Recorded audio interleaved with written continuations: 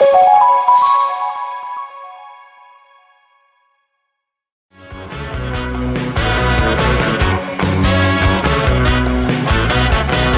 problema es otra vez la situación, cada vez peor del corazón. Yo camino todo y veo cada vez que quiero y te espero. Caminando, caminándote, mi calle de quizá yo pueda cambiar. Esperando, esperándote, costumbres argentinas de decir no.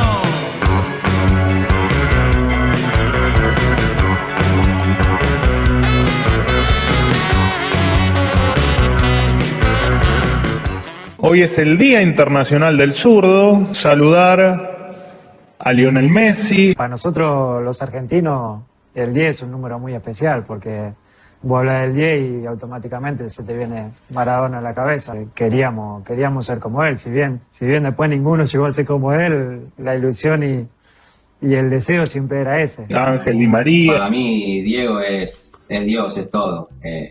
Me bancó cuando todo el mundo me mataba. Manuel Ginóbili. Me manifestó y demostró una generosidad ilimitada. Así que tengo como una deuda de gratitud con Diego. Realmente fue extremadamente generoso, hasta más generoso de lo que debería haber sido. A Sergio Maravilla Martínez. Diego, por un momento nos hizo olvidar a los pobres que éramos pobres. Y a Guillermo Vilas. Un jugador que es mejor que yo, pide el primero. Para comer pide el primero el que está primero en el ranking. O sea, pediste vos primero durante mucho tiempo. No, en Argentina sí, pero afuera. Y con Maradona, no sé. ¿Quién pediría? Sí, al mismo tiempo habría que pedir ahí. También a grandes músicos argentinos como Gustavo Cerati. Argentino siempre está saltando de lo que pasa con Maradona, es inevitable, ¿viste? Es un referente que casi está en la bandera. O Charly García. Y cuando estaba en el aire, esperaba verlo a Dios, no te vi. Grandes zurdos que en estos casos sí aportaron a la grandeza de la Argentina. ¿Quién? Ah, era zurdo. Yo estoy involucrado con el peronismo. Bien. Con Guillermo ya le dije. ¿Qué pasa? Ya le dije que estoy a disposición del peronismo para lo que quiera. Soy un soldado peronista.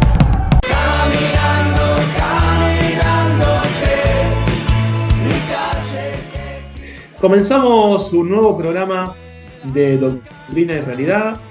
En este programa que hemos venido con nuevas ideas, también que lo transmitimos por Patria TV. Y en este caso nos encontramos con el compañero Damián Descalzo. Y Damián, una cosa que tenía yo pendiente de los distintos programas que fui haciendo a lo largo de estos últimos años, era un programa sobre el general San Martín, ¿no? Hablar sobre la importancia de San Martín en la historia argentina, ¿no? De nuestro padre de la patria. Recordemos que San Martín, quiero decir cuando digo esto, ¿no?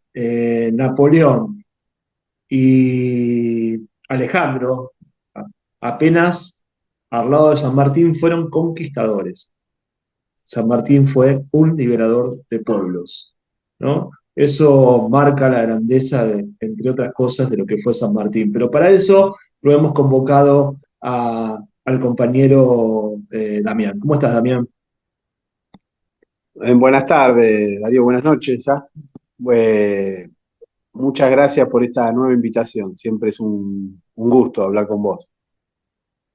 Sí, siempre para nosotros también es un gusto que estés vos acá con nosotros, Damián. Hemos tenido algunos programas el año pasado, en otro programa, pero bueno, ahora en Doctrina en Realidad sería el primer programa que grabamos juntos. Y qué mejor que hablar del padre de nuestra patria, ¿no?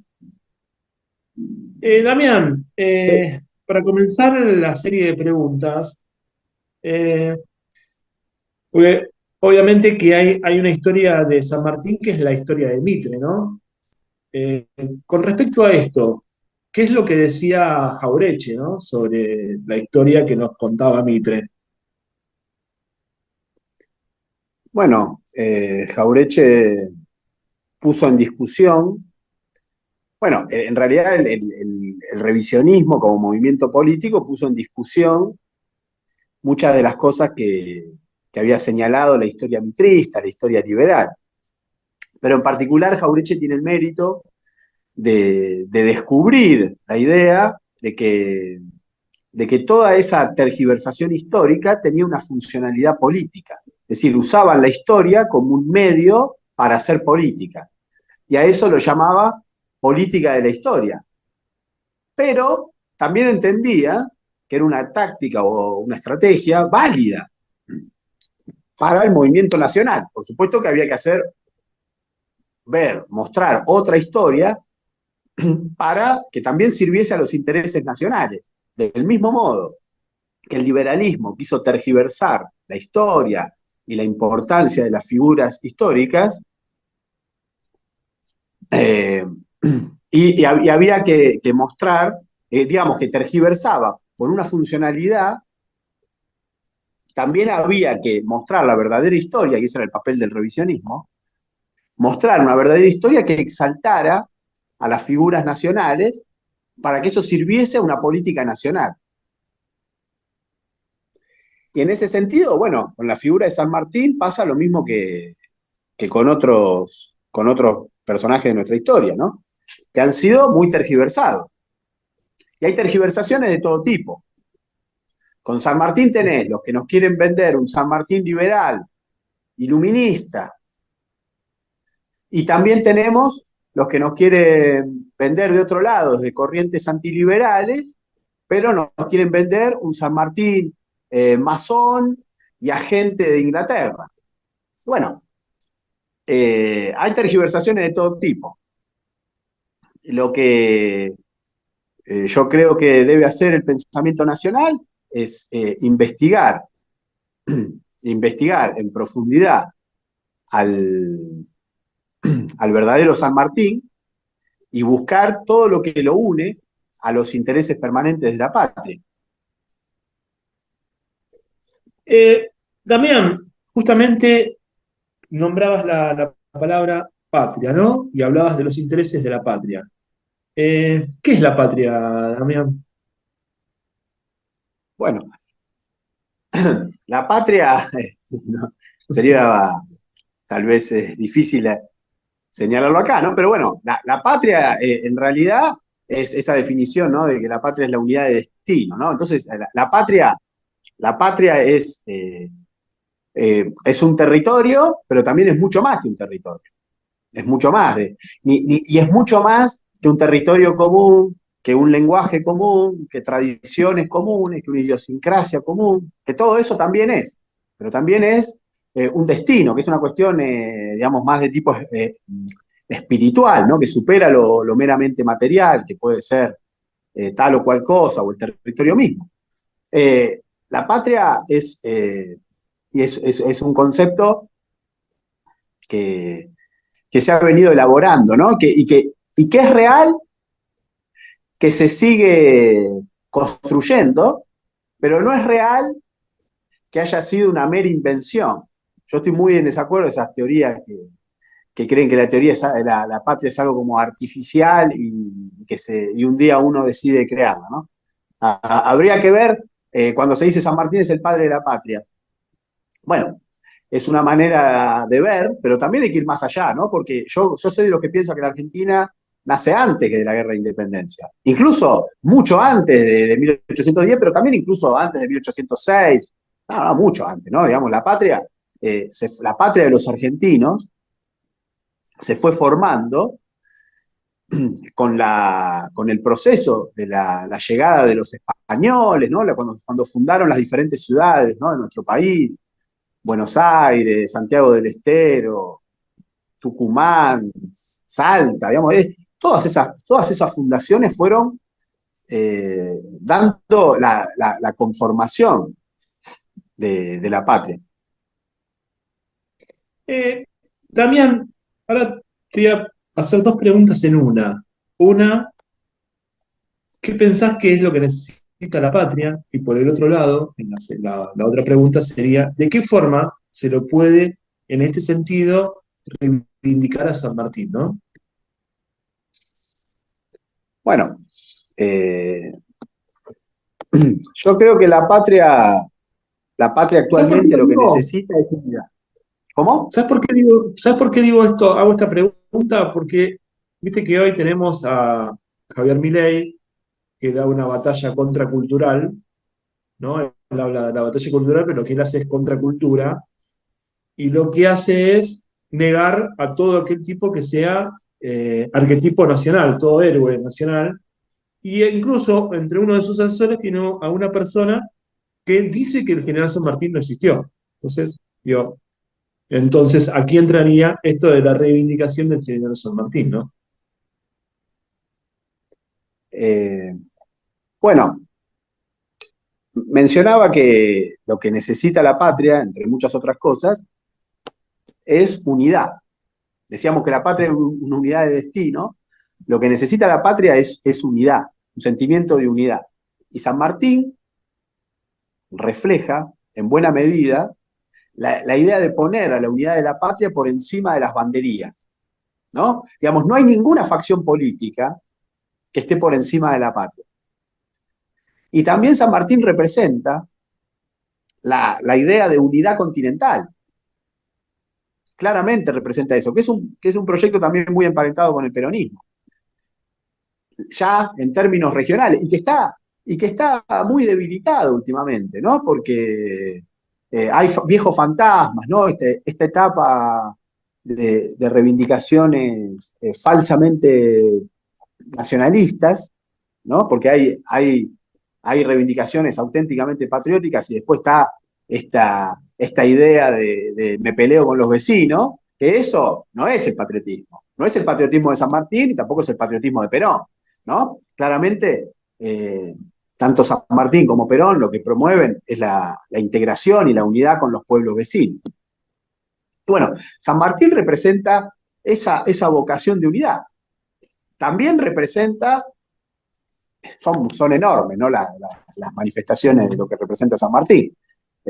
También, yo recordaba el otro día que luego del desastre de Cancha Rayada, ¿no? La derrota en las guerras de independencia, San Martín no cayó en el escepticismo, en la queja, en el llanto, en el dolor derrotista, no. Siguió con una gran esperanza, invocando como lo había hecho, ¿no? a la Virgen de Nuestra Señora de Cuyo, ¿no? Y con una profunda fe, que también esto choca contra esa idea de que él instalar de que San Martín era un anticatólico, masón. Bueno, decía, San Martín representa también la esperanza, no dejarse someter. Bueno, yo creo que es un personaje importantísimo, es central de nuestra historia, aunque hay que recordar que San Martín durante muchos años no fue reivindicado por la historia oficial de nuestro país, tardó bastante tiempo, hubo discusiones al respecto, después se lo quiso tergiversar, ¿no? Que es lo de siempre, ¿no? O lo niego o lo tergiverso. Pero en este sentido, nadie hizo más que el peronismo, que justo coincidió con el centenario de su muerte, ¿no? El año del general San Martín de 1950 marca un hito en la reivindicación. Ya después de ahí, nunca más se lo pudo borrar a San Martín de la historia, y vos ves en el resto del siglo XX, en la Argentina, incluso hoy, que vos veías que entre peronismo y antiperonismo, se ve mucho con las dictaduras militares de gobiernos antiperonistas, igual reivindicaban a San Martín. Damián, entrando ya en los comienzos, o digamos, cuando San Martín era chico, ¿no?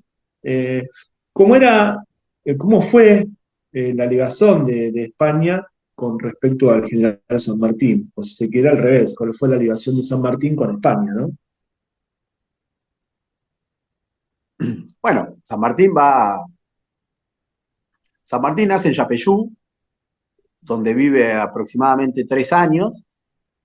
De ahí su familia se muda a Buenos Aires, porque terminan las funciones militares que tenía el padre de San Martín en la gobernación.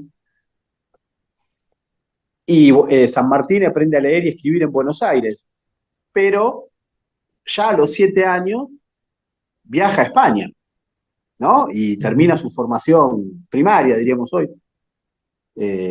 Tanto su formación religiosa como su formación en letras, en las primeras letras, la termina en España. Entonces, es decir, prácticamente se cría en Argentina, más que nada en Buenos Aires, ¿no? Porque, digamos, en los años que ya puede uno, el ser humano empieza a tener un poco más de conciencia, los pasa en Buenos Aires, pero claramente que termina de vivir su infancia y vive toda su adolescencia y gran parte de su juventud en España.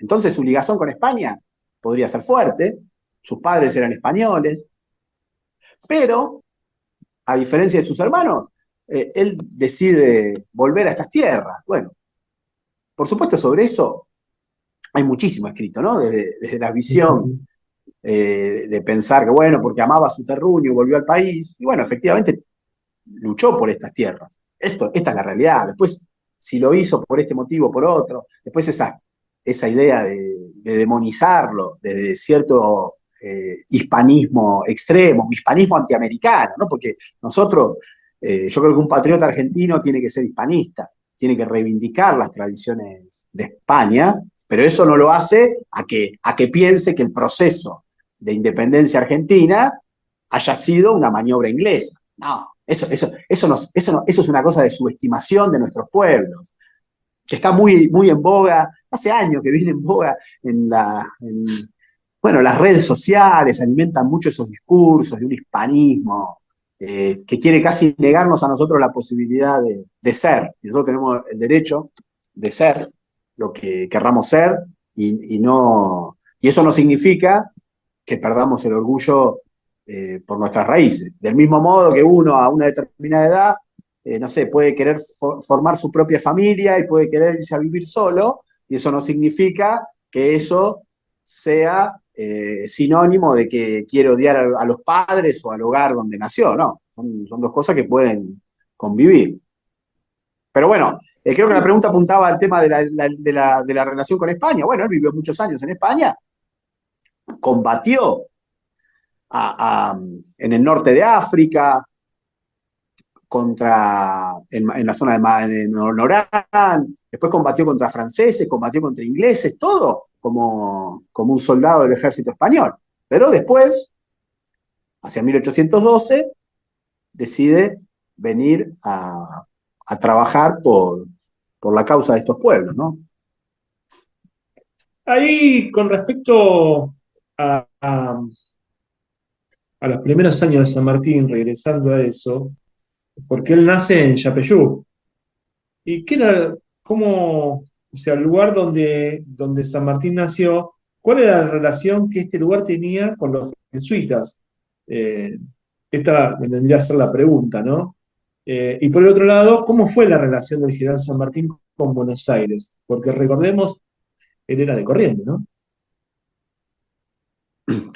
Bueno, Yapeyú era una antigua misión jesuítica, ¿no? Que para el momento del nacimiento de San Martín, hace poco tiempo que habían dejado el lugar.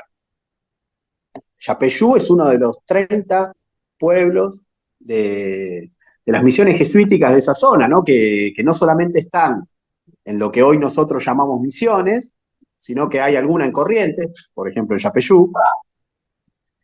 Después también tenemos, bueno, las misiones han quedado tanto del lado paraguayo, hasta alguna en Uruguay, y del lado brasileño. Han quedado ese pueblo de misiones, ¿no? Los jesuitas, que también estuvieron en diferentes zonas de la Argentina, ¿no? También estuvieron en el norte, también estuvieron en las estancias famosas en Córdoba. Pero bueno, Yapeyú es una población fundada por los jesuitas. Es decir, San Martín nació en un lugar ocupado, que fue fundado por los jesuitas, donde los jesuitas evangelizaron, y donde también la misma zona, donde el mismo lugar donde San Martín nació, y donde su padre prestaba tareas, era en el viejo colegio creado y construido por los jesuitas. Es decir, que ahí hay una cercanía.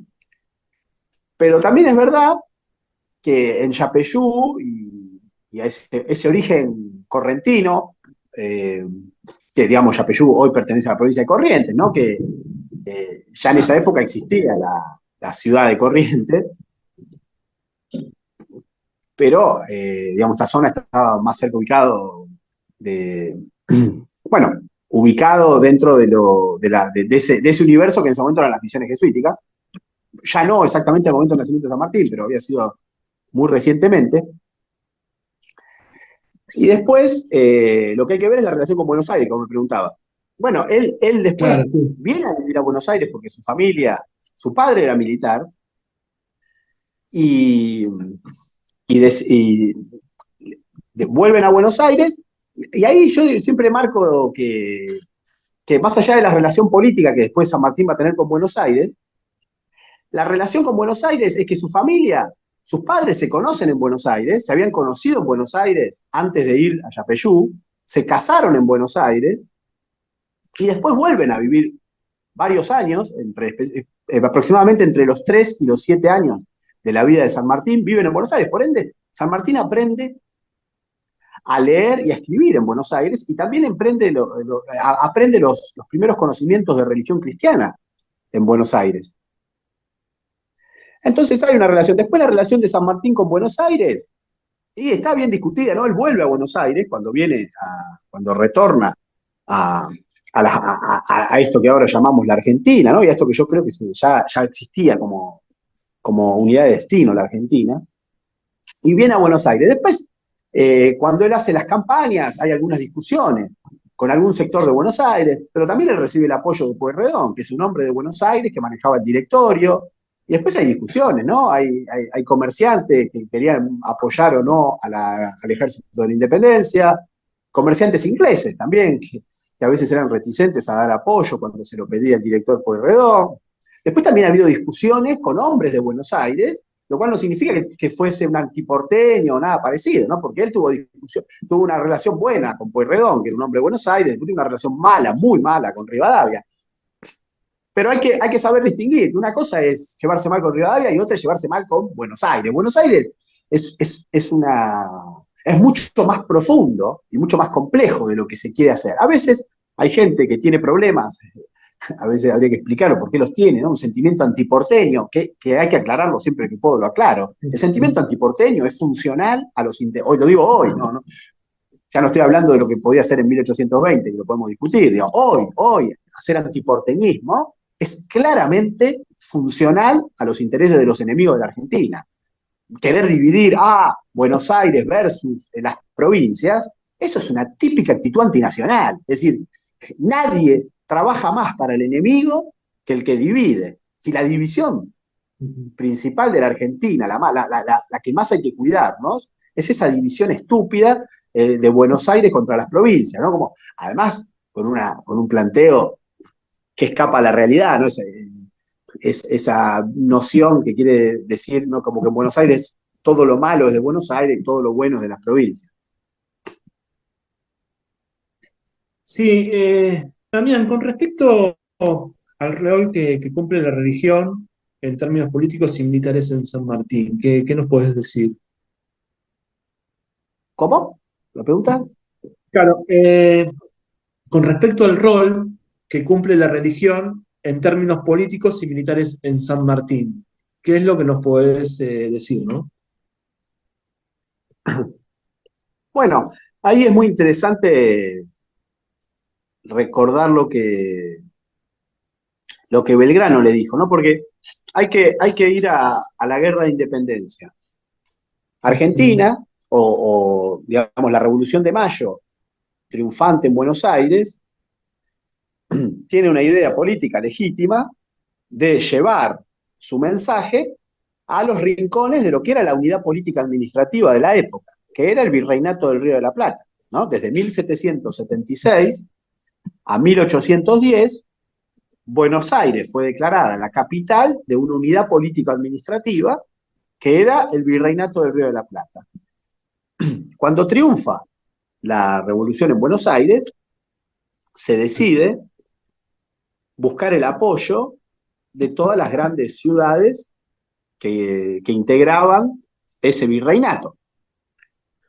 No voy a hablar de todo el virreinato, pero sí, déjame hacer esta introducción para focalizar que una de las ideas es importante el desarrollo. Claro, ir a las provincias del Alto Perú, lo que hoy llamamos Bolivia, que en esa época se le decía el Alto Perú, cuyo límite era el límite norte del virreinato del Río de la Plata. Es decir, en el mismo río Desaguadero, que hoy marca el límite entre Bolivia y Perú, ahí estaba el límite entre el virreinato del Río de la Plata y el virreinato del Perú. Y esa campaña del Alto Perú fue una de las más complicadas que tuvo el ejército argentino, donde hubo algunas victorias, pero también muchas derrotas. A las primeras victorias de Suipacha, siguieron después varias derrotas en la zona, ¿no?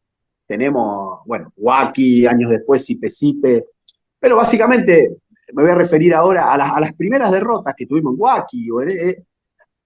Ahí el factor religioso jugó un rol muy importante, en el sentido de que algunos hombres del gobierno, pienso en Castelli, y algunos otros hombres mandados por Buenos Aires, tenían posturas, digamos, antirreligiosas, o no acordes a la creencia de la mayoría del pueblo. Y eso fue hábilmente utilizado por las tropas realistas para poner al pueblo en contra del ejército independentista. Es decir, el ejército independentista llevaba adelante banderas contrarias a la religión, los otros usaban a la religión en favor propio, ¿no? Digamos, los realistas. Esto, cuando Belgrano, después de unas también no muy feliz campaña en Paraguay, es enviado al norte, él comprende ese problema. Y entonces lleva una profunda campaña a favor de lo religioso. Y esto lo podemos ver tanto en la victoria de Salta como Tucumán, ¿no? Cuando declara a la Virgen, a Nuestra Señora de las Mercedes, como generala del ejército, y la utilización de diversos símbolos religiosos, y todo un discurso religioso, y él entiende que ahí la religión tiene que ver con la realidad de nuestro pueblo, que no se puede ir en contra de la realidad de nuestro pueblo, y que hay que hacer propias eso, y no como un mero instrumento, sino como una sincera fe católica. Después hay algunos historiadores que discuten si esto fue una sincera fe o fue un instrumento, pero yo estoy convencido porque toda su vida así ha sido. Belgrano, un hombre, y toda su familia, ¿no? Que es de hombres de la Liguria, de Italia, ¿no? Fuertemente católica. Por eso yo creo que es sincero fue su sentimiento. Entonces, volviendo al tema, ahora lo vinculo con San Martín. ¿Cuándo? En 1814, Belgrano ha dejado sus funciones y pasa a ocupar San Martín, esas funciones en algunos lugares del norte, bueno, lo que va a ser años después también la preparación de Cuyo, de la campaña libertadora hacia Chile. Belgrano le escribe una carta donde le señala que no le haga caso, primero de que alerta sobre el problema de que un espíritu antirreligioso iba a ser usado por el enemigo en favor suyo, porque el pueblo es religioso, el pueblo era religioso, entonces atacar a la religión era una manera de favorecer al enemigo, ¿no? Era como mostrarle un flanco. Entonces él le dice que siga los principios cristianos, que no se olvide de que es un general cristiano, apostólico, romano, que le dice que siga manteniendo la bandera que él había creado, pero también le dice que sigue invocando a la Virgen María. Él le habla de la invocación de las Mercedes, ¿no? De Nuestra Señora de las Mercedes. San Martín va a tomar cuando llegue a Cuyo otra, ¿no? Va a hacer la invocación, como mencionaba antes, ¿no? De Nuestra Señora de Carmen de Cuyo. Pero sí va a mantener los escapularios, ¿no? Esta idea de que los soldados tengan distintivos religiosos, porque era una manera de mantener, es decir, si estamos yendo por la independencia de la patria, tenemos que defender lo que es propio de la patria. Y la religión católica es propia de la argentinidad. Lo era en 1814, en 1817, y lo sigue siendo incluso hoy, a pesar de tantos que están obsesionados por querer que eso no siga existiendo.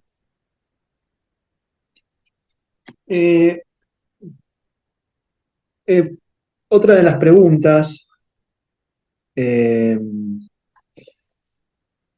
¿cómo, ¿cómo funciona San Martín en los orígenes de la industrialización argentina, Damián? Bueno, ahí hay un trabajito de Eduardo Astesano, un autor que se lo lee poco, ahora, en otra época se lo leía mucho, que tiene un trabajo interesante que es esto de San Martín y los orígenes del capitalismo argentino, ¿no? Y que él muestra, hasta llega a decir que la campaña de independencia sanmartiniana es como una gran empresa capitalista, una persona ligada al marxismo, ¿no? Pero también ligada al revisionismo histórico, unas posiciones patrióticas, populares. A mí siempre me ha parecido interesante esa idea de ver cómo, ¿no?, la industrialización, que es un tema que todavía sigue en debate hoy en día y que siempre ha estado ligado a las necesidades del país, ¿no? Porque la industrialización generalmente es una bandera patriótica, porque sirve a los intereses nacionales, lo puede servir incluso hoy, como sirvió en 1940 y también en la Guerra de Independencia. Y la realidad que uno ve que todos estos ejércitos de la independencia necesitaban de todo el armamento que necesitaban, digamos, también la vestimenta militar, la pólvora, digamos, todos los diversos mecanismos militares de la guerra necesitaban de cierta capacidad de fábricas, como se le decía, ¿no? De capacidad industrial. Entonces, la industria armamentística, bueno, incluso hoy mismo, ¿no? Hay gran parte de lo que dicen que una de las principales industrias que mueve el mundo es la industria armamentística. Pero ahora trasladándolo al objetivo, como vos decías, ¿no?, de liberación de la Argentina, la campaña de independencia y la necesidad de armar a los ejércitos de la independencia fue uno de los fenómenos que sirvió a la incipiente industrialización argentina, ¿no? Digamos, encontramos ya en esos años, ¿no?, en la primera década de 1810 a 1820, diversas fábricas en algunos lugares de Buenos Aires, o también donde funcionaba, otra vez voy a hablar de los jesuitas, ¿no?, donde funcionaba la estancia jesuítica de Colonia Carolla, ¿no?, ahí frente a Jesús María. Ahí también se construían, muy artesanalmente, pero se construían armamento, y ahí había como los primeros, los inicios de cierta industrialización de la Argentina. Damián, te pido unos segunditos.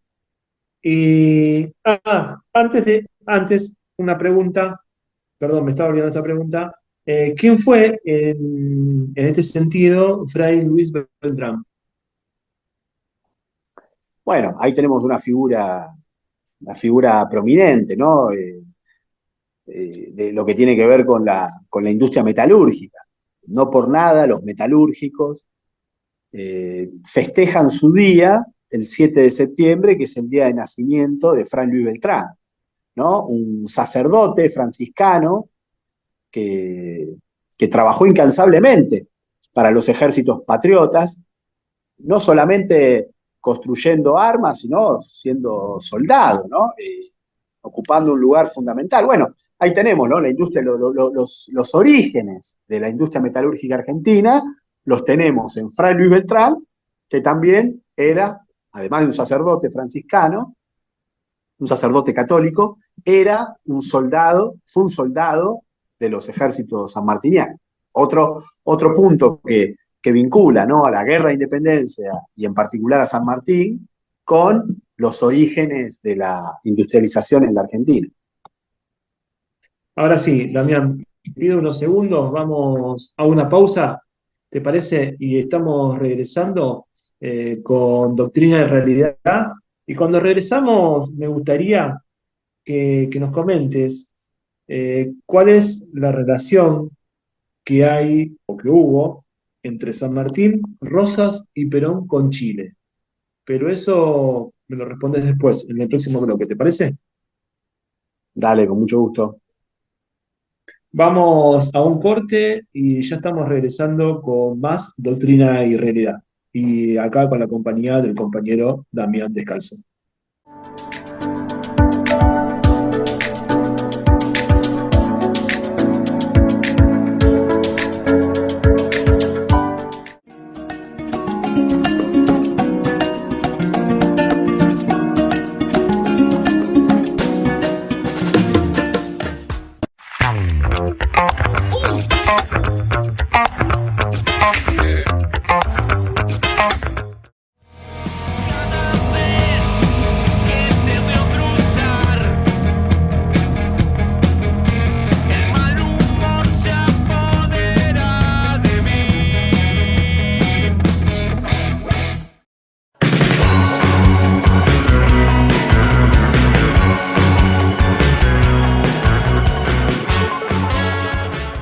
Y continuamos con Doctrina y Realidad, seguimos con el compañero Damián Descalzo. Damián, la pregunta que había quedado del bloque anterior tenía que ver con cuál es la relación o qué puntos tenían en común San Martín, Rosas y Perón con respecto a Chile, ¿no? Bueno, si me permitís hacer una breve introducción. Habíamos mencionado al principio de la entrevista el tema de la política de la historia, ¿no? Esto de cómo la historia puede ser utilizado en contra del interés nacional o a favor del interés nacional. Y muchas veces la tergiversación de la historia también favorece a los problemas del presente. Y en ese sentido considero fundamental que se conozca la verdadera posición histórica que ha habido entre nuestros pueblos, ¿no? Porque creer que somos pueblos enemigos, ¿no? Uno escucha gente que no tiene idea del tema, dice, no, porque con los chilenos nos odiamos, incluso también se dice lo mismo del otro lado de la cordillera, ¿no? Hay grupúsculos siempre queriendo fogonear divisiones. Esto lo veo, ni hablar si me pongo a opinar de las cosas que yo veo en las redes sociales, pero suponiendo que lo de las redes sociales es un submundo, que muchas veces después ejerce influencia, lamentablemente, sobre la realidad, creo que hay intereses claros que están buscando dividirnos. Entonces, digo, la reivindicación de la verdad histórica con respecto a las relaciones argentino-chilenas no solamente es un asunto de erudición histórica, sino que es un problema urgente, de latente actualidad. Y en esto pongo el contexto de que siempre hay que tener claro de tener mucho cuidado a las maniobras de los ingleses, que los ingleses son muy hábiles, muy astutos, y que nunca dan puntadas sin hilo. En este sentido quiero decir, para ser más claro todavía, el gran interés, es decir, Inglaterra tiene intereses más allá de su claro declive, sigue teniendo intereses en diversos lugares del mundo. Pero la realidad, que lo que lo sigue manteniendo como una potencia mundial y de trascendencia mundial, es el lugar que ocupa en el Atlántico Sur. Esa es su prioridad estratégica, esa es su prioridad geopolítica. Seguir teniendo control o, digamos, presencia en el Atlántico Sur. Básicamente en nuestras Islas Malvinas, ¿no? Y de ahí tener una influencia sobre toda el área del Atlántico Sur. Entonces, el Atlántico Sur es estratégico y fundamental para los ingleses. Y en ese sentido, tienen bien claro los ingleses que romper la posible unidad argentino-chilena es prioridad geopolítica en su política internacional. La prioridad, repito, la prioridad del Reino Unido está en seguir teniendo participación, presencia y control relativo en el Atlántico Sur, y la principal amenaza a esa presencia, a ese control en el Atlántico Sur, y su vocación sobre la Antártida, la principal amenaza es que Argentina y Chile se unan. Estoy convencido de eso. Déjame terminar esto. Yo estoy convencido de eso. En ese sentido, considero que querer romper, están haciendo todo lo posible para que Argentina se pelee con Chile. Y yo podría contarte diversas circunstancias que acreditan eso. Por ejemplo, cómo están financiando viajes de alumnos de los países, incluso de la Argentina misma. La embajada británica en Montevideo, o la embajada británica en Buenos Aires, o la embajada británica en Brasilia, o la embajada británica en Santiago de Chile, para ver que esto es un fenómeno que no se reduce solamente a Chile. En toda la región está diciendo, promocionan concursos para que vos vayas a visitar a tus vecinos de la Falkland, dicen, ¿no? Y en el caso particular tiene relevancia el caso tremendo de Chile, que ellos saben que la unidad argentino-chilena es un problema para los ingleses. Por eso no hay que fogonear la pelea con Chile, porque no es verdad que Chile tenga una alianza estratégica con Reino Unido, como yo escucho a algunos decir. Eso no es verdad, no es verdad. Están tomando una propaganda que fue un comunicado de los ingleses diciendo que tienen una alianza estratégica militar. Ellos siempre quieren subirle el precio a lo que son a veces, más que a acuerdos diplomáticos de relevancia menor, ellos, los ingleses, le quieren subir el precio. Nosotros, de la Argentina, no podemos ser tan tontos de comprar las operaciones de ellos. A los ingleses, contra los ingleses hay que ser muy inteligente, porque si no te ganan ellos. Entonces, lo que digo es que querer instalar la idea de que Argentina y Chile somos enemigos, eso favorece básicamente a los ingleses. Por ende, hay que tener la capacidad de neutralizar y de oponerse a ese discurso. Dicho esto, y perdóname la introducción, que tal vez fue un poco larga, Está perfecto, ¿no? pero tenía sentido hacerla porque si no parecía que vamos a hacer una erudición, a ver, de lo que fueron la relación de nuestros grandes próceres con Chile, que todos tuvieron una relación de cercanía. El caso de San Martín, si querés, empiezo por este tema. Bueno, el caso de San Martín es el más claro, ¿no? San Martín fue general del ejército chileno. San Martín es uno de los libertadores de Chile. San Martín combatió junto al ejército chileno por la independencia de Chile. Está su nombre inscrito en los días más gloriosos de la lucha de la independencia de Chile. Sin ir más lejos, en la batalla de Maipú, la que consolida y definitivamente logra la independencia chilena. ¿Y qué hace San Martín ahí? Se abraza con O'Higgins. El abrazo de Maipú, que hace unos años estaba en el billete de 5 pesos, si no me equivoco, el abrazo de Maipú es el símbolo de la unión entre Argentina y Chile.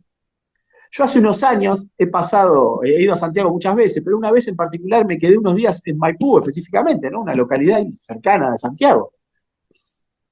Y hay una iglesia creada en el mismo lugar donde fue el combate, y yo recuerdo las imágenes de San Martín, las banderas argentino-chilenas. Eso es el símbolo de la relación argentina-chilena. Esos son, y esto que digo yo, no es que lo diga yo, lo decía el mismo Perón, que siempre decía que había que recordar el abrazo de Maipú.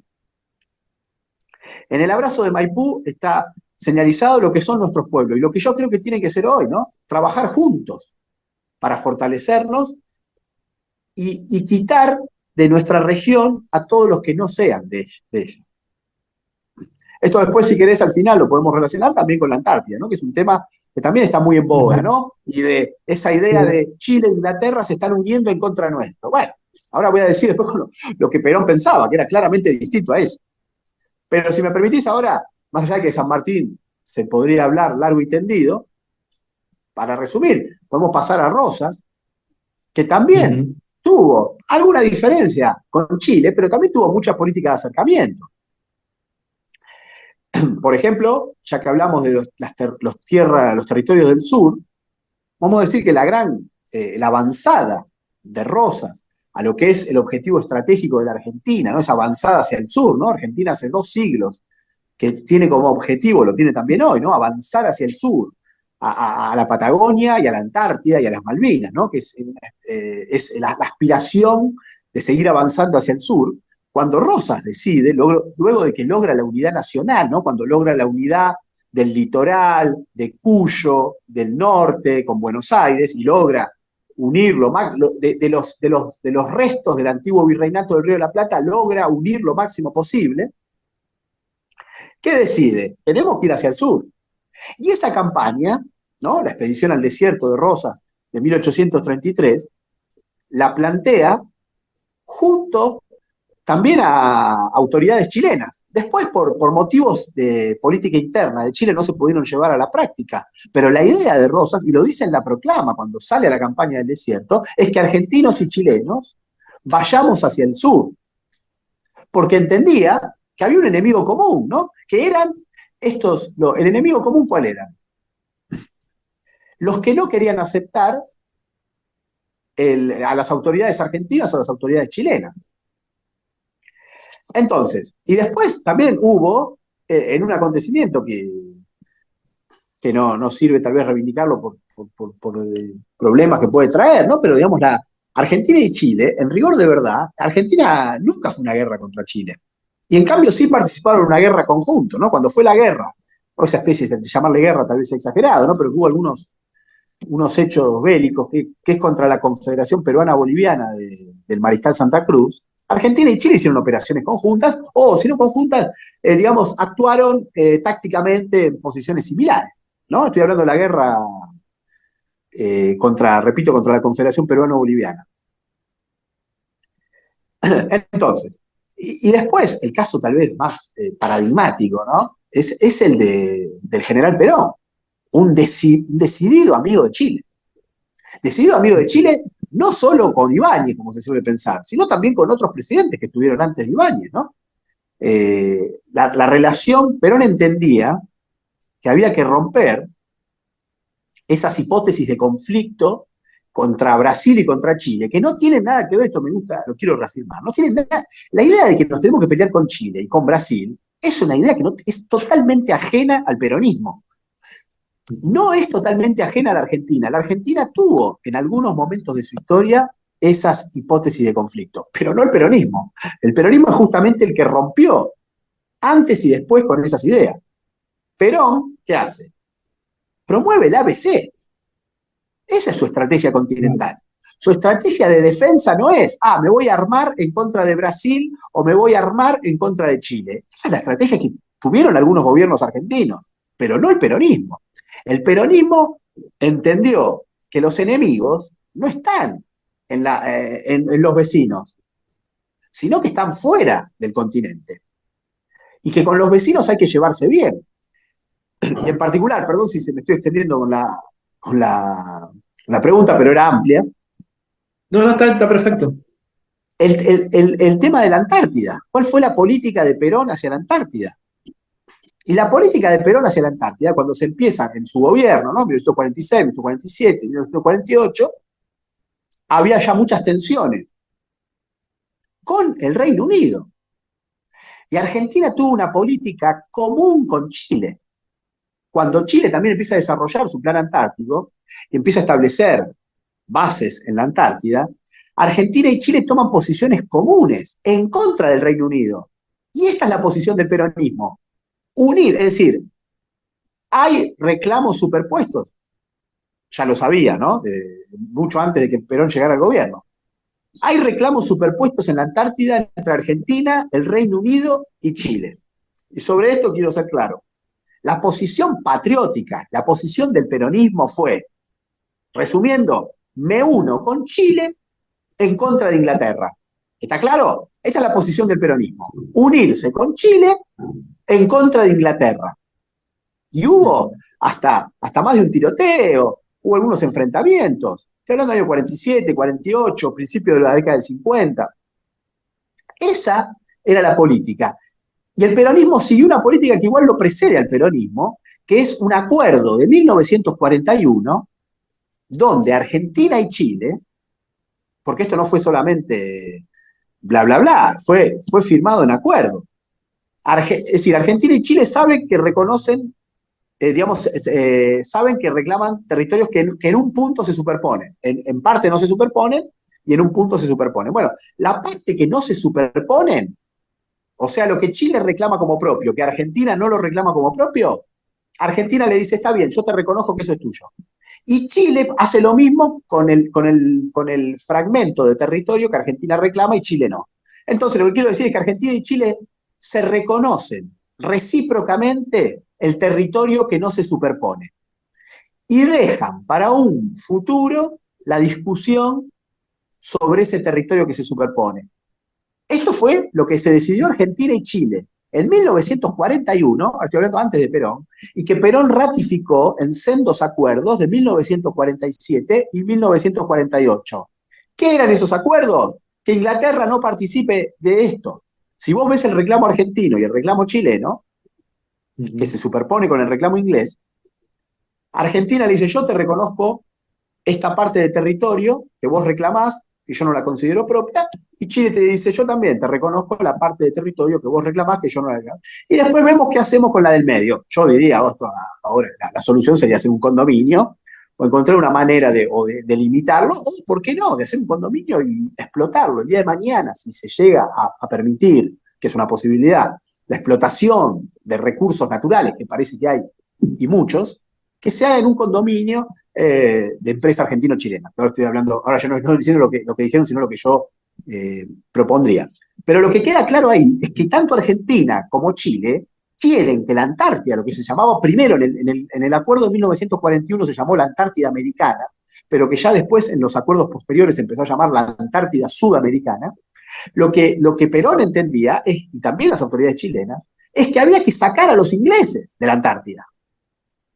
Esta es la posición patriótica. ¿Cuál es una posición funcional al imperialismo británico? Es creer que nosotros tenemos que pelearnos contra los chilenos y los ingleses, porque supuestamente hay un acuerdo. No lo hay. A veces los ingleses les gusta vender, por eso repito, a los ingleses hay que estudiarlos bien, son muy inteligentes. Los ingleses venden que ellos tienen un acuerdo de cooperación antártica con Chile. Es verdad que tienen un acuerdo de cooperación antártica con Chile, pero muchísimo más grande, muchísimo más extenso, muchísimo más profundo es el acuerdo que hay de cooperación antártica histórico entre Argentina y Chile. Hay muchísimo más profundo es el acuerdo, partiendo por estos acuerdos de 1941, 1947, 1948.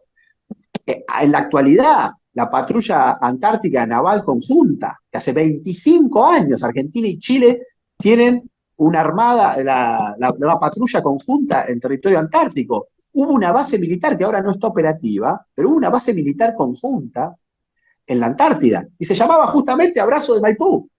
Volvemos a la batalla de San Martín. Abrazo de Maipú se llamaba, donde hombres del ejército argentino y del ejército chileno operaban en forma conjunta en la Antártida.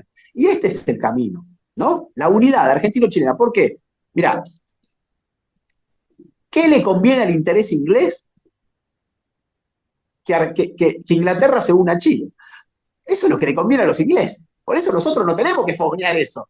Mucho menos decir que eso ya sucede cuando no sucede. Eso es una propaganda. Es como, vuelvo a Jaureche, es como ir a comprar con el manual del almacenero. Bueno, hacer política internacional diciendo que tu enemigo está unido a tu aliado es ir a comprar con el manual del almacenero. No, eso no es verdad. Además, porque es falso, no es verdad. Lo que nosotros tenemos que trabajar es con la unidad con Chile, en contra del sujeto intruso extrarregional que es el Imperio Británico, que tiene que irse de Malvinas y que tiene que abandonar toda pretensión sobre la Antártida. Perdón que me extendí con la pregunta, pero creo que ameritaba. Está perfecto porque está bueno lo que desarrollás, está bueno desarrollarlo y explicarlo. Y bueno, son cosas que no dice todo el mundo, ¿no? Sobre este tema, sobre Chile y Argentina. No, yo lo que veo, mirá, perdóname que te interrumpa. Malvinas es como, siempre se tuvo a Chile como un aliado de Inglaterra, ¿no? Esto precisamente que vos contabas que no es así. A ver, sí. Entiendo que lo sucedido en 1982, por supuesto, tiene una influencia El apoyo de las autoridades chilenas a Inglaterra en 1982 es una victoria enorme del Imperio Británico. Eso fue una victoria enorme del Imperio Británico. Pero a una victoria del Imperio Británico, uno lo que tiene que hacer es dar la vuelta. Si vos estás perdiendo 1-0, no tenés que decir, voy perdiendo 1-0, voy a perder 6-0. No, lo inteligente es darlo vuelta. Entonces, si vos te decís, porque los chilenos apoyaron en el 82 a los ingleses, bueno, lo que hay que lograr es que si el día de mañana se llega a dar otra confrontación con Inglaterra, lo que hay que lograr es que los chilenos estén de tu lado. Eso es lo que haría una persona inteligente. La verdad, es ridículo, es demencial. Es como que quiero seguir perdiendo contra Inglaterra, como perdí una vez y el otro. Entonces, a ver, vos lo que tenés que lograr es que Chile sea tu aliado. Porque lo que más quieren los ingleses es que los chilenos sigan siendo aliados de ellos. Entonces vos, si los ingleses quieren eso, vos tenés que hacer lo contrario. Bueno, es elemental. Y si vos veas a la historia, esto Perón lo tenía clarísimo. Está clarísimo, sí. Pero además hubo gente que también lo tuvo claro, porque hay que relacionarlo con otro tema, ¿no? Vos mencionás la relación argentina-chilena. La relación de Perón con Ibáñez del Campo, ¿no? Es la relación que ellos tienen. Sí, hay hermosos discursos. Yo recomiendo que busquen lo que son los discursos de... ¿Cómo? Sí, también la relación de los movimientos, que eran el movimiento peronista y el movimiento con el cual marcaba este hombre Ibáñez del Campo. Ibáñez del Campo, pero yo creo voy más allá. Eso es real, y son hermosos los discursos de Perón cuando va a visitar a Ibáñez del Campo. Ibáñez del Campo, cuando Perón va a Chile, cuando Ibáñez del Campo viene a Buenos Aires, hay discursos hermosos. Pero yo quiero ir más allá, porque si no parece que fuera solamente, me llevo bien porque hay afinidad ideológica. No, los acuerdos de 1941 los firmó, ni siquiera estaba el gobierno peronista. En 1941 había otro gobierno en Chile y había otro gobierno en la Argentina, y se firmó también este acuerdo reconociéndose recíprocamente los territorios no superpuestos. En 1947, Perón, su canciller, firma el acuerdo con Chile, y Ibáñez del Campo no era el presidente de Chile. Por eso quiero decir, excede la afinidad ideológica que podía ser más cercana con Ibáñez del Campo. Las relaciones entre los países, y así debe ser, ¿no? Debe exceder, porque también en el año 72, pocos recuerdan tal vez, que Salvador Allende visitó la Argentina y se reunió en Salta con Lanusse, y también hubo una presentación donde se trataron estos temas. Es decir, y esto entonces ya te digo, no es Perón y Ibáñez del Campo, es Perón y Alessandri, es Allende y Lanusse, que no tiene nada que ver. Es decir, lo que hay que buscar es desideologizar las relaciones internacionales y entender que es vital para los intereses argentinos llevarse bien con Chile. Esto independientemente de quién gobierna en Argentina, independientemente de quién gobierna en Chile. Esto está muy por encima de todas las diferencias ideológicas. Esto es estratégico de los intereses nacionales. Y si me permitís, quería volver un poco a lo que mencionaba antes, que no podemos dejar de mencionar lo de 1978, el conflicto de Beagle. Sí.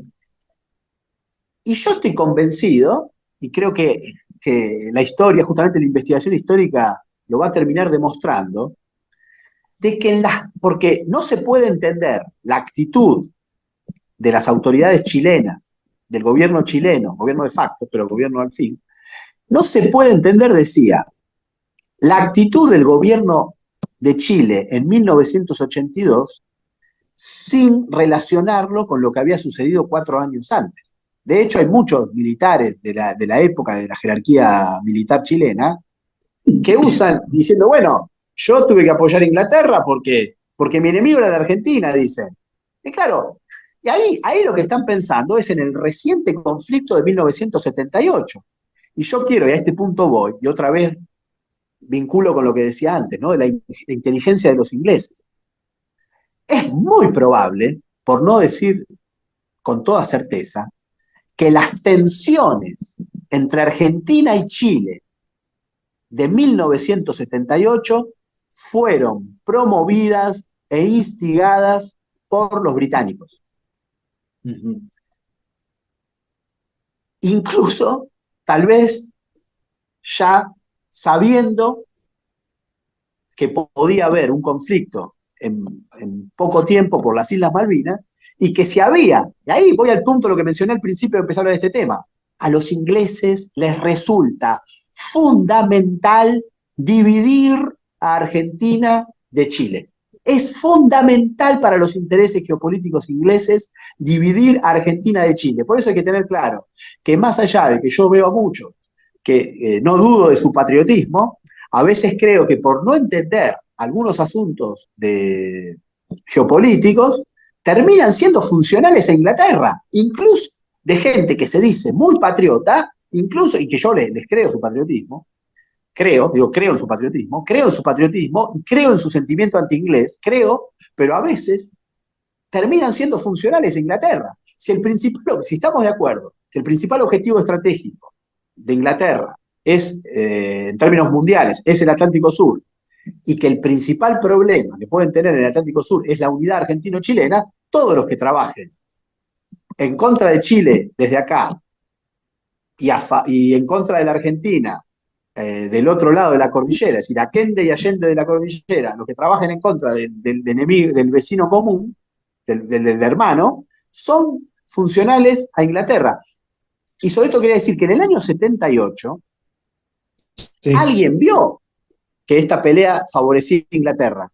Y yo escribí un libro sobre el general Leal, ¿no? Uno de los más grandes personajes de la historia antártica argentina, ¿no? Probablemente después de Pujato haya sido el hombre más importante en lo que tiene que ver con la Antártida y el afianzamiento de la soberanía, ¿no? Es el hombre que fue a la Antártida, es el fundador de Base Esperanza en 1952, y es el primer argentino el que condujo la primera expedición terrestre que llegó al Polo Sur, ¿no? Operación 90. Leal, en 1978, sufrió calabozo por decir en medios periodísticos, tanto de nuestro país como de Chile, que la pelea, la tensión por el Beagle, están las declaraciones, las pueden ver en mi libro, él dice, esta tensión entre Argentina y Chile favorece a los británicos. Dice, no nos favorece a nosotros. Y esas tensiones de 1978, esa rispidez de 1978, explica la actitud de las autoridades chilenas. No digo que las justifique, pero las explica. La acción de las autoridades chilenas en 1982. Y en todo yo veo la mano de los ingleses, que con una inteligencia enorme que tienen, por eso un país que son unas pequeñas islas, han podido controlar y dominar gran parte del mundo, y es debido a su brillante diplomacia, que se ha caracterizado siempre por una enorme astucia, una enorme inteligencia, pero los argentinos podemos igual superarla. Hubo argentinos que la superaron. Perón, a la táctica de división, de pelearnos entre sudamericanos, que Argentina y Perú juntos contra Chile y Brasil, esa es la vieja estrategia de dividir el imperio británico, Perón la rompió haciendo el ABC. Y también la rompió, como lo recordaba siempre Scalabrini Ortiz, la rompió el mismo general Rosas, cuando dice en las conversaciones con la Baring Brothers que Rosas muestra que se puede ser más hábil. Y Rosas y Perón fueron más hábiles que los ingleses. Son los únicos dos ejemplos que podemos encontrar en la historia política argentina. Los dos tuvieron la habilidad, el patriotismo y la inteligencia necesaria para superar a las maniobras inglesas. Y los dos, no de casualidad, buscaban una política de acercamiento con Chile. No buscaban pelearse con Chile. Eso lo han hecho muchos otros presidentes, que poco tienen de inteligente y mucho menos de patriota.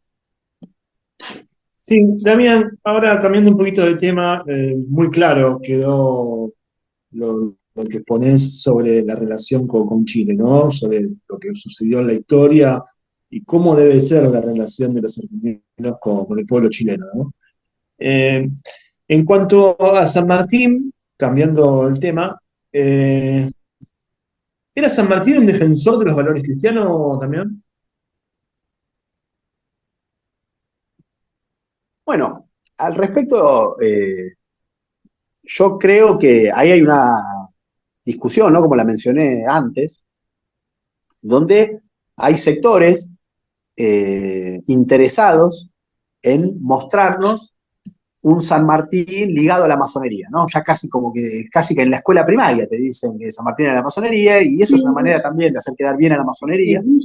Incluso esto se ha difundido por la televisión, el caso de Felipe Piña, ¿no? Que vos lo ves y dice directamente que es masón, o sea, habla de la logia Lautaro como si fuera una logia masónica, la logia Lautaro, y que Claro. en realidad vivió en América por un plan masónico, ¿no? A ver, la masonería es una organización bastante cuestionable, ¿no? Pero incluso sin hablar de la masonería hoy, sino hablando el papel claramente a favor del imperialismo británico que tenía la masonería en esos años, ¿no? A ver, la ligazón de la masonería con el imperio británico está más que documentado. Lo que no ha podido documentar fehacientemente es que la logia Lautaro fuera una logia masónica. En última instancia era una logia que podía tener formas masónicas, algún tipo de procedimiento, pero una cosa es tener formas masónicas y otra es ser de la masonería. Hay varios estudios que demuestran que la logia Lautaro jamás estuvo incorporada, ni aceptada, ni reconocida por ninguna de las logias, ni la escocesa, ni la inglesa. Entonces, hay que combatir esa idea, y en cambio sí hay que rescatar que San Martín lo demuestra en su acción política y militar, una profunda vocación en defensa de los valores cristianos. Tal vez, no estoy diciendo que era un católico de ir a misa todas las semanas, tal vez que el catolicismo de San Martín o la fe de San Martín no era tan fuerte como sí la fue en Belgrano, tal vez porque la misma familia de él no tenía esos mismos niveles, pero sí hay que entender que San Martín, a ver, en los momentos cumbre de la vida de San Martín, que son las campañas de independencia, si uno le dice a su soldado que lleven el escapulario, ¿no? Un distintivo claramente ligado a la Iglesia Católica, y pone a sus ejércitos en nombre de la Virgen María, bueno, ahí en términos prácticos y concretos tenemos a un hombre que defendió la idiosincrasia argentina, que está íntimamente ligada a la fe católica. Otra cosa que te quería, obviamente San Martín era un hombre defensor de lo propio, ¿no? Como lo expresaste en algún momento, Damián. Sí, claramente. Y lo propio entendido en su primer momento como lo americano, ¿no? Las cartas uno ve que él habla de lo americano.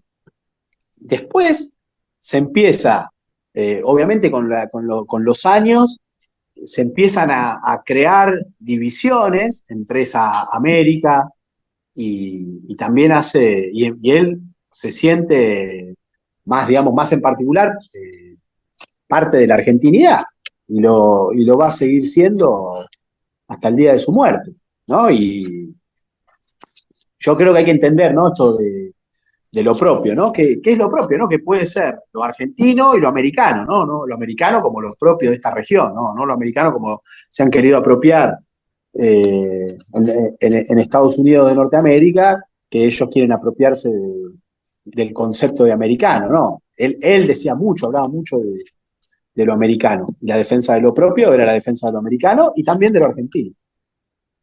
Sí, ahora te voy a hacer 3 preguntas en una, y con esto nos vamos despidiendo por una cuestión de tiempo, Damián. ¿Para qué nos sirve San Martín a los argentinos hoy? ¿Cuál es la verdadera patria? Y algo de lo que te escuché hablar y que la verdad, me quedé pensando en eso que dijiste, esto de hablar sobre la unidad y la reconquista de la patria, ¿no? Esta patria que nos quieren robar, ¿no? De recuperar esa patria que nos quieren robar, ¿no?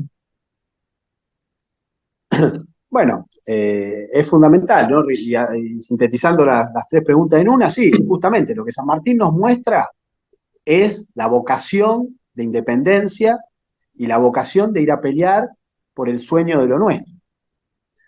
Y claramente, del mismo modo que en 1806 hubo soldados que lucharon por la reconquista de la patria, esta idea de reconquistar lo propio está siempre presente.